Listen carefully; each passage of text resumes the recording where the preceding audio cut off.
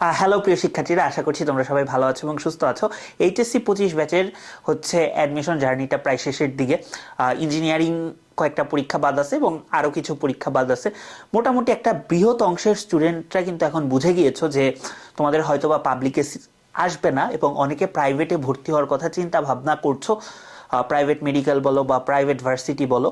এবং যেহেতু আমি মানে 25-এর অনেক বেশি স্টুডেন্টদের সাথে কানেক্টেড, প্রায়ই এই মেসেজটা পাই যে ভাইয়া আমার তো আসলে মন মতো সাবজেক্ট আসবে না হচ্ছে পাবলিকে, বা আমি চান্সই পাচ্ছি না, আমার কি হবে, আমার লাইফ তো এখানেই শেষ, তো আমি কি প্রাইভেটে ভর্তি হব, প্রাইভেটে ভর্তি হয়ে কি আদৌ ভালো কিছু করা সম্ভব? তো তোমাদেরকে ছোট্ট একটা কথা বলি যে ইউএসের যেগুলো আইভি লিগ ইউনিভার্সিটি, মানে পৃথিবীর সবচেয়ে বিখ্যাত যে ইউনিভার্সিটিগুলো, ওগুলো ম্যাক্সিমামই হচ্ছে তোমার কি প্রাইভেট ফান্ডেড ইউনিভার্সিটি। তার মানে কি এখানে সরকারি অনুদান থাকলেও কম থাকে, সো ওগুলাই তো ভাই প্রাইভেট ইউনিভার্সিটি। এখন প্রাইভেট না পাবলিক এই জিনিসটা মানে 2026-এ এসে খুবই ইররেলেভেন্ট একটা প্রশ্ন। কারণ দেখো, পাবলিকের কথা যদি বলি, যেহেতু আমি ঢাকা ইউনিভার্সিটির স্টুডেন্ট, ঢাকা ইউনিভার্সিটিকে আমি রিপ্রেজেন্ট করি, আমি আই থিঙ্ক এটার ব্যাপারে, পাবলিকের ব্যাপারে কিছু হইলেও তোমাকে ভালো মন্দ ইনসাইট দিতে পারবো। এখন তোমাকে যদি পাবলিকের ভালো একটা ইনসাইট দেই যে একদম top notch public university, Dhaka varsity বলো, বুয়েট বলো, বা ঢাকার টপনচ সরি মানে মেডিকেল কলেজগুলো বলো, এখানে তুমি একটা ভালো এনভায়রনমেন্ট পাবা। এখন ভালো এনভায়রনমেন্টের সংজ্ঞা আছে ভাই, এখানে তোমার কানেকশনটা অনেক বেশি হবে। ঠিক আছে, ধরো আমি যদি একটা নর্মাল জেলা স্কুলে পড়তাম, হয়তো আমি ঢাকা ভার্সিটিতেই চান্স পাইতাম, বাট নটর ডেমে পড়ার কারণে আমার কি হয়েছে জানো, আমার কানেকশন অনেক বাড়ছে, আমি অনেক বেশি মানুষকে চিনছি, আরও লাইফে স্মার্টার ওয়েতে অ্যাপ্রোচ করার চিন্তা ভাবনা করছি। সেম জিনিসটা ঢাকা ভার্সিটির ক্ষেত্রে, আমি বাংলাদেশে যেখানেই পড়তাম হয়তো ভবিষ্যতে যা করব বা যেটা রিজিকে আছে সেটাই হবে। ঠিক আছে, বাট ঢাকা ইউনিভার্সিটিতে পড়ার কারণে ওই যে এক্সট্রা একটা প্রাইড, যদিও আমি ওই প্রাইডটা কোনো সময় নিজের মধ্যে রাখি না, কারণ এতটুকু সেন্স আমার আছে, বাট এক্সট্রা কিছু হইলেও অ্যাডভান্টেজ পাওয়া যায় মানুষের চোখে, সম্মানের ক্ষেত্রে বলো বা সোসাইটাল ফ্যাক্টরগুলো বলো, মানুষ একটু ভালো চোখে দেখে, মানে তুলনামূলক ভালো চোখে দেখে। আর একটা ভালো স্টাডি এনভায়রনমেন্ট আছে কিনা এটা সবচেয়ে বড় প্রশ্ন পাবলিক ইউনিভার্সিটির গুলার মধ্যে। ঠিক আছে, আমি এখানে পাবলিক প্রাইভেট কাউকেই প্রমোট করবো না, আমি নিজেই পাবলিক ইউনিভার্সিটির ছাত্র এবং বাংলাদেশের একটা অন্যতম সেরা বিদ্যাপীঠে পড়তেছি, বাট আমার ব্যাচে, ঠিক আছে, যারা প্রাইভেটে পড়তেছে ম্যাক্সিমামেরই পড়া প্রায় শেষের দিকে, আমাদের আজকে এই আন্দোলন, কালকে সেই আন্দোলন, ঠিক আছে, রেলেভেন্ট, এগুলা যে ইরেলেভেন্ট সেটা বলতেছি না, বাট আমরা যারা একদমই শুধু পড়াশোনা করে ধরো ভবিষ্যতে বাইরে চলে যেতে চাই বা ভালো কিছু করতে চাই, আসলেও কি আমরা ওই এনভায়রনমেন্টটা পাচ্ছি পাবলিকে? এটা আমার সবচেয়ে বড় প্রশ্ন। আমার মনে হয় না এখন ঢাবিতে আইবিএ ছাড়া কোনো ডিপার্টমেন্টে 4 বছরের মধ্যে শেষ হচ্ছে। হইলে ভালো, বাট এই হইলে পিছানো, সেই হইলে পেছানো। এবং ম্যাক্সিমাম ক্ষেত্রেই দেখা যায় যে পাবলিক ইউনিভার্সিটির কোর্সগুলো হচ্ছে ক্লোজ ক্রেডিটের, সো একটা টিচার পড়াই যাচ্ছে, তুমি সেখানে টিচার সিলেকশন করতে পারছো না। এবং পাবলিক বলো প্রাইভেট বলো, ম্যাক্সিমাম স্টুডেন্টই এখন পড়াশোনা করে চ্যাট জিপিটি এবং ইউটিউবে। ঠিক আছে, তুমি যে সাবজেক্টেই পড়ো, তোমার চ্যাট জিপিটি ইউটিউব ছাড়া ম্যাক্সিমাম কোর্সেই কোনো গতি নাই। পাবলিক ইউনিভার্সিটির আমি এটা একটা সবচেয়ে বড় দুর্বলতা আমার কাছে যেটা মনে হয়, যে সময়ের সাথে সাথে না কোর্সগুলোকে আপডেট করা হয় না, বা আরও আপডেট করা যায়, কিছু কোর্স মডিউল বা জিনিসপত্র আপডেট করা যায়। এখানে একটা আমাদের সোশ্যাল স্টিগমা আছে, আরে ভাই সরকারি চাকরি তো পাইছি, এটা নিয়ে আমি আর কত কি করব। ঠিক আছে, অনেকের মধ্যে আছে, বাট পাবলিক ইউনিভার্সিটির অনেক টিচার বা ম্যাক্সিমাম টিচার খুবই চমৎকার পড়ান এবং তারা অনেক মানে তোমার কি ইফেক্টিভ লার্নিং দেওয়ার ট্রাই করে, বাট ভালো মন্দ মিলে। সেম জিনিসটা প্রাইভেটেও আছে। সো তুমি যদি মনে করো ঢাকার একটা টপ প্রাইভেট ইউনিভার্সিটিতে পড়বা, তুমি কোনো অংশেই আমি বলবো ঢাকা ভার্সিটি, বুয়েট এদের চেয়ে তুমি পিছায় থাকবা না। তুমি ওই এনভায়রনমেন্টটা আরো ভালোভাবে পাবা, আরো অর্গানাইজড ওয়েতে পাবা, আরো পলিশড ওয়েতে পাবা। তোমার কিছু হইলেই বন্ধ হয়ে যাবে না, ঠিক টাইমে তোমার গ্র্যাজুয়েশন শেষ হবে। তো খারাপ দিকের মধ্যে প্রাইভেটের একটা খারাপ দিকে আমি বলবো, সেটা হচ্ছে টাকাটা একটু বেশি লাগে। যারা মিডল ক্লাস ফ্যামিলি থেকে আসে, আসলেও 10-12 লাখ টাকা দিয়ে পড়া, ঢাকা শহরে হচ্ছে থাকা আসলে অনেক বেশি তোমার খরচের ব্যাপার মিডল ক্লাস ফ্যামিলির ক্ষেত্রে। বাট তুমি যদি ঠিকভাবে পড়াশোনা করো, তুমি বিদেশে যাওয়ার ক্ষেত্রে আমি বিদেশে যাওয়ার ক্ষেত্রেই ফার্স্টে বলতেছি, বা ভালো কিছু করার ক্ষেত্রে তুমি আটকাবা না। হ্যাঁ, সরকারি চাকরির পরীক্ষাগুলোতে দেখা যায় মানে পাবলিক ইউনিভার্সিটি থেকেই ম্যাক্সিমাম স্টুডেন্ট আসে। এর কারণ আছে, ধরো তো আমি যখন ঢাকা ইউনিভার্সিটির তোমার ওই যে সেন্ট্রাল লাইব্রেরির সামনে দিয়ে যাই, আমি জাস্ট এখানে চা খাওয়ার জন্য, মানে সামনে চাটা আমার ভালো লাগে বা ওইটাই মানে চলে আর কি, তো যাই, আমি সারাদিনই দেখতেছি যে বিসিএস এর জন্য বা অন্যান্য সরকারি পরীক্ষার জন্য হচ্ছে বড় ভাইয়া আপুরা বা আমার সমবয়সী বা আমার জুনিয়ররাও সারাদিন পড়তেছে। এবং হলে আমার যেহেতু খুব একটা যাতায়াত নেই, তারপরে রিডিং রুম বা এগুলা যেগুলো শুনি যে ওই এনভায়রনমেন্টটা আছে। তো আসলে পাবলিকের এনভায়রনমেন্টটা বিশেষত ঢাকা ভার্সিটির ক্ষেত্রে সরকারি চাকরি কেন্দ্রিকটা অনেক বেশি, বিশেষ করে আর্টস কিংবা মানে সামাজিক বিজ্ঞান যে অনুষদটা সেটার ক্ষেত্রে। প্রাইভেটের ক্ষেত্রে বিদেশ যাওয়া বা স্টার্ট আপ রিলেটেড কিছু করা, ইনোভেটিভ কিছু করা, ওই এনভায়রনমেন্টটা তুমি প্রাইভেটে বেশি পাবা।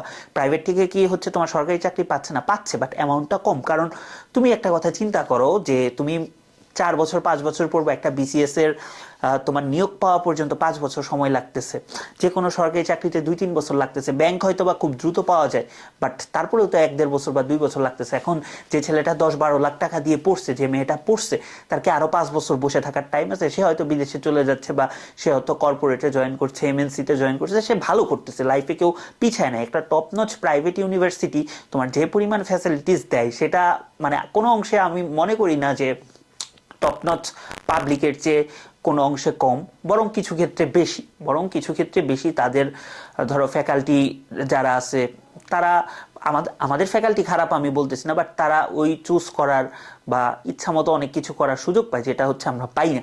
ঠিক আছে, পড়াশোনার দিক থেকে আমি বলবো সমান সমান।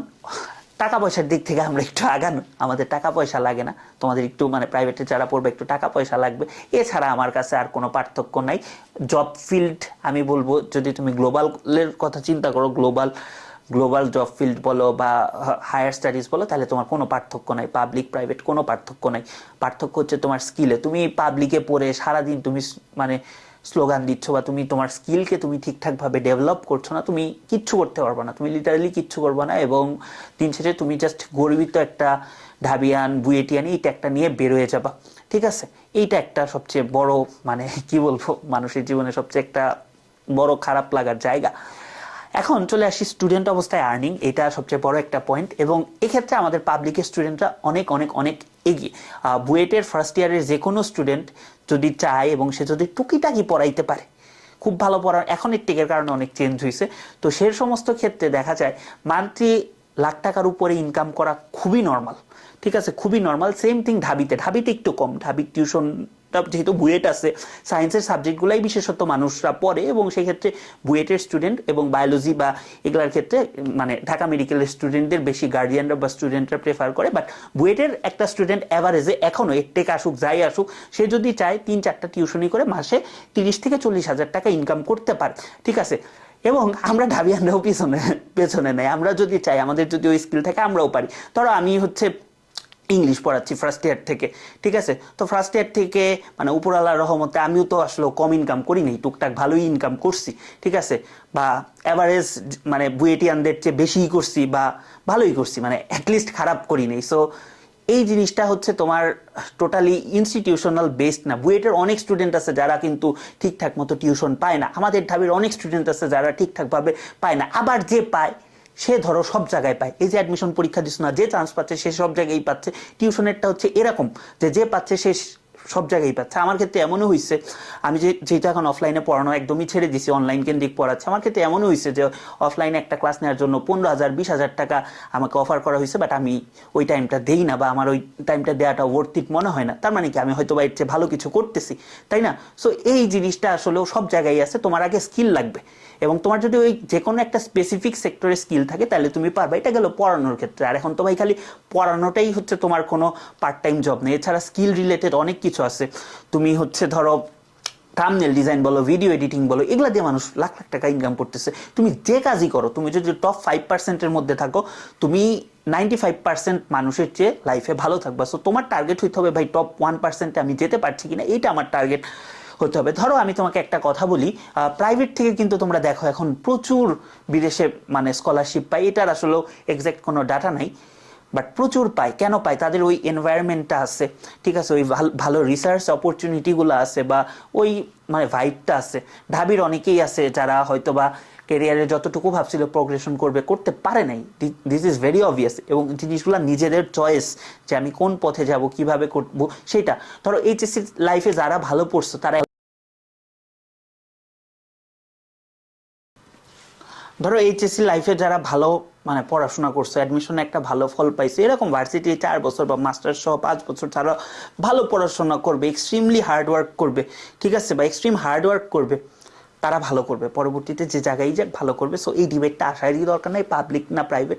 তোমার যদি আর্থিক সক্ষমতা থাকে, তুমি ঢাকার মধ্যে থাকতে চাও, তুমি পরবর্তীতে মানে স্টুডেন্ট অবস্থায় ইনকাম করেই তুমি আহামরি কিছু করতে না চাইলে, পাবলিক মানে পাবলিকের চেয়ে প্রাইভেট কোনো অংশে কম না, ঠিক আছে। এবং ঢাকায় থাকার অনেক অপরচুনিটিও আছে, ঠিক আছে। ধরো তুমি ঢাকায় থাকলে যত অপরচুনিটি পাবা, তুমি নর্মালি সেটা বরিশাল কিংবা, আমি কোনো শহরকে ছোট করতেছি না, ওখানে থাকলে পাবা না। ধরো খুলনার একটা শহরের অপরচুনিটি আর ঢাকার অপরচুনিটি তো সেম না, বা নেটওয়ার্কিং বা লিঙ্কিং তো সেম না। সো এই জিনিসগুলো খুব বেশি ইম্পর্টেন্ট। এবং আমি বলবো এই পাবলিক প্রাইভেট কই পড়তেছি, যারা খুব ভালো প্রাইভেট মানে পাবলিক ইউনিভার্সিটিতে চান্স পাইছো, তারা তোমাদের কোনো ফ্রেন্ডকে ছোট কইরো না, বা এইটা কিছু করার নেই। হয়তো 2 বছর সে তার মন মতো পড়তে পারেনি, ঠিক আছে, তো তার জন্য, বা পরীক্ষার দিন তার মানে কপালটা ভালো ছিল না, যে জন্য হয়তো বা তার পাবলিকে চান্স হয় নাই, তার প্রাইভেটে পড়তে হচ্ছে। বাট সে তোমার চেয়ে কোনো অংশে কম না। 5 বছর পরে লাইফ কাকে কই নিয়ে যাবে সেটা কেউ জানে না।